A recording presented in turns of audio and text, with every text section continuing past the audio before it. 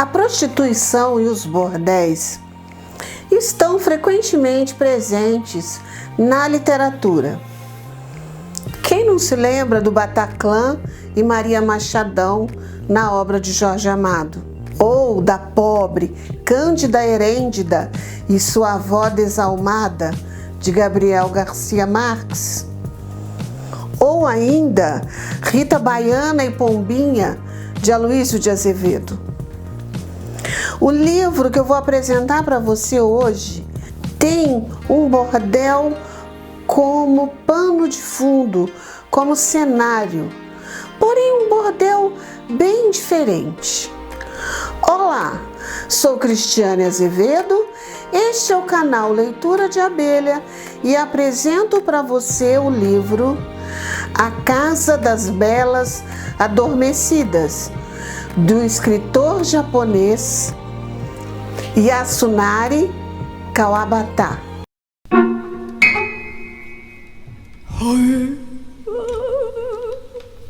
Yasunari Kawabata nasceu em Osaka, no Japão. Foi o primeiro autor japonês premiado com o Nobel de Literatura. Sua história de vida foi marcada pela solidão, pela tragédia e pela morte. Aos 4 anos, ele perdeu os pais e foi separado de sua irmã mais velha, sua única irmã. Ela foi criada por uma tia e ele foi para o interior ser criado pela avó. Antes de completar 15 anos, sua avó e sua irmã faleceram. Um tutor, que era um parente distante, que teve que cuidar dele, o matriculou em um internato. Em meio aos estudos, ele descobriu o seu interesse pelas artes, de modo particular pela pintura e pela literatura. A solidão, a angústia pela morte e a psicologia feminina são temas constantes de sua obra. Ele é autor da Dançarina de Uzu, A Gangue Escarlate de Asakusa, O País das Neves, O Mestre do Go, Beleza e Tristeza, entre outras obras. A Casa das Belas Adormecidas foi publicado em 1961, no Japão. O leitor é pego numa história que já está em andamento.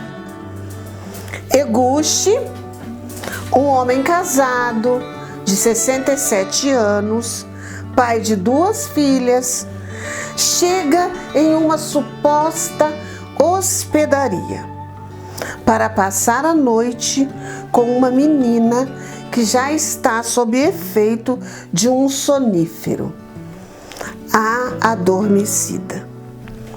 Essa hospedaria, ela é frequentada por homens idosos, típico cidadão do bem, porém ela possui algumas regras. Quais são essas regras? O cliente não pode ter relações sexuais com uma menina que dorme. Essas meninas, elas são jovens, são virgens e elas dormem nuas.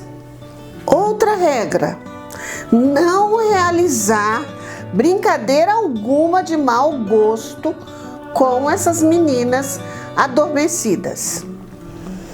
Outra regra: não estabelecer contato com essas meninas fora da hospedaria.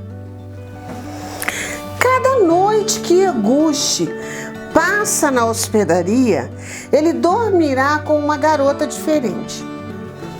Essas meninas, elas tomam um medicamento, um sonífero, e isso impede que elas acordem antes do amanhecer. E o homem que está com elas, ele tem que ir embora antes delas despertarem. Eguchi, ele vai para essa pensão por meio da indicação de um amigo seu, um amigo mais velho que já é impotente, ele não funciona mais como homem. Mas Eguchi, ele frisa o tempo inteiro que ele sim ainda funciona como homem. A hospedaria, esse bordel, existe justamente para esses homens que precisam defender sua masculinidade e que sofrem com o desespero da velhice, o desespero da impotência sexual. O livro é narrado por um narrador onisciente. Ele sabe o que se passa na cabeça do Eguchi.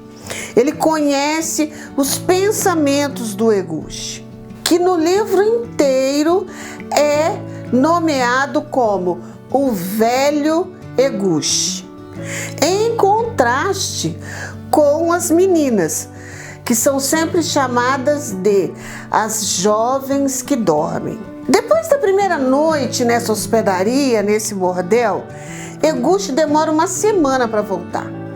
Na verdade, ele se acredita diferente daqueles homens que frequentam aquele lugar. No entanto, ele não resiste e volta. Ele volta até de uma forma impetuosa. Ele liga e diz: hoje eu quero dormir com uma bela adormecida, com uma jovem. E não é bem assim que funciona. Toda vez que ele aparece, a dona dessa casa, desse bordel, dessa hospedaria, chama a atenção dele. Ele precisa marcar com antecedência, porque é necessário um preparo das meninas. Mas ele sempre volta, ele sempre retorna. Ele sempre retorna num impulso, que às vezes causa transtornos para a dona da hospedaria. Cada menina que ele dorme traz para ele recordações das mulheres com quem ele conviveu. A sua primeira namorada, a namorada com quem ele fugiu e a família conseguiu resgatar, suas amantes, inclusive suas filhas. Aos poucos vai sendo revelado o caráter machista, misógino e até mórbido do protagonista. Chega até um ponto de que ele deseja ou teme morrer ali, ser encontrado morto ali, ou que alguma das meninas morra enquanto dormem. Mostra também que ele considera as mulheres seres inferiores, todas elas, inclusive suas filhas. E este contato com as jovens que dormem, com as belas adormecidas, faz com que ele transforme essas meninas em mero objetos. O livro aborda claramente essa relação de poder entre o homem e as mulheres. Mostra também os limites entre o bem e o mal. Revela que a face daquele típico cidadão do bem, que em público é uma coisa e entre quatro paredes tem uma atitude bastante questionável, ela vai se revelando. Assim como o protagonista. E aí está o talento desse autor. Assim como o protagonista não consegue evitar de ir naquela pensão, naquela pousada, naquela hospedaria, O leitor também não consegue parar de ler a história. A gente quer saber o que vai acontecer. A gente fica preso àquelas experiências.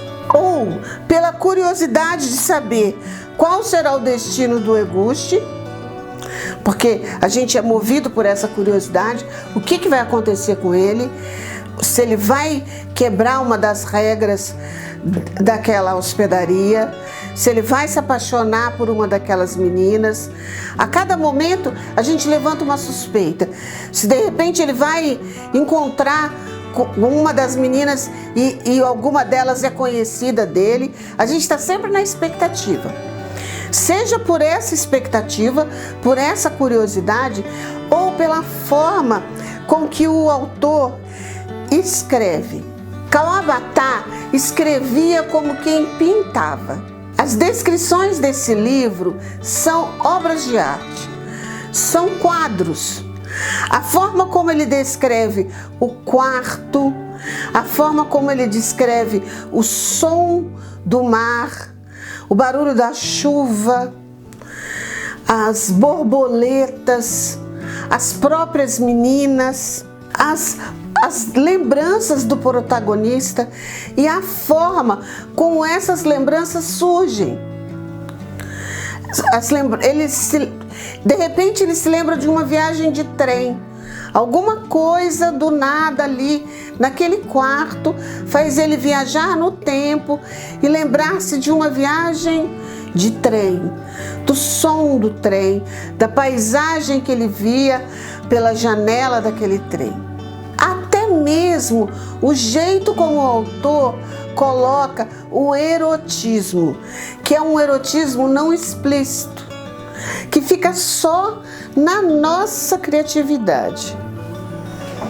Com o desenrolar da história, o velho Eguchi vai se transformando cada vez mais numa pessoa mórbida, sombria, numa pessoa com pensamentos sombrios. A literatura japonesa, ela tem um ritmo e uma cadência próprios. E um leitor não muito habituado com esses autores pode sentir uma certa estranheza quando lê uma obra como essa. Mas, sem dúvida alguma, esta é uma obra que vale a pena ler. Eu espero você semana que vem com mais uma resenha aqui no nosso canal. Tchau!